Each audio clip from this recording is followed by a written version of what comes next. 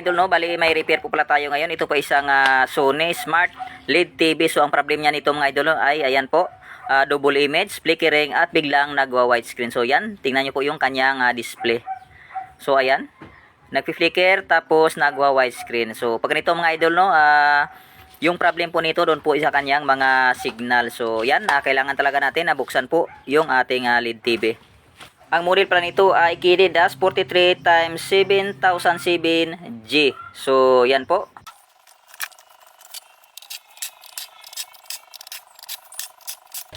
So, ito na po siya mga idol, no? Bali, may T-con board po pala ito at may dalawang LVDS po papunta po sa ating panel, left and right. So, dito lang po tayo mag-check po.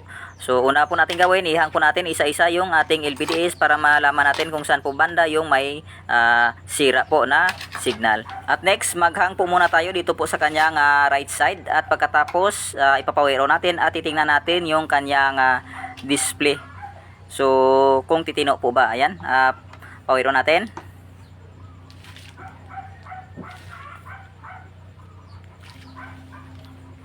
At ayan na, dandahan po natin iangat para makita natin yung kanyang display. So ayan, nakahang po yung ating right side na LVDS.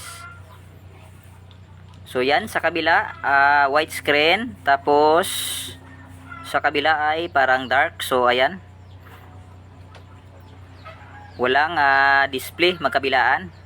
So next, naihang po natin yung sa left side naman. So yan, power off muna natin.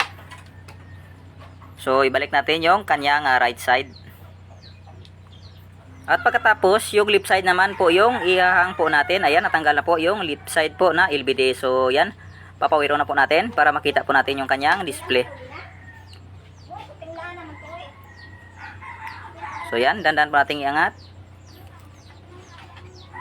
So, yan po yung kanyang resulta mga idol. No? Halos po, widescreen po lahat yung display. So, ang problem po mga nito mga idol, no? Positive na nasa right side. So, doon po tayo magbablock po ng signal sa kanyang right side na LVDS. So, yan, bali 10 lines po yung binlock po natin dito mga idol sa kanyang LVDS. So, yan po yung ginamit po natin.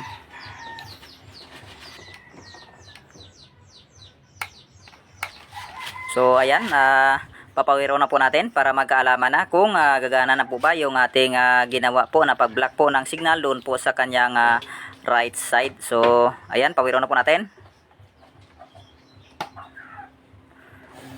Yan, umilaw na po yung kanyang indicator light. So, ayan po, dandahan na po natin iangat.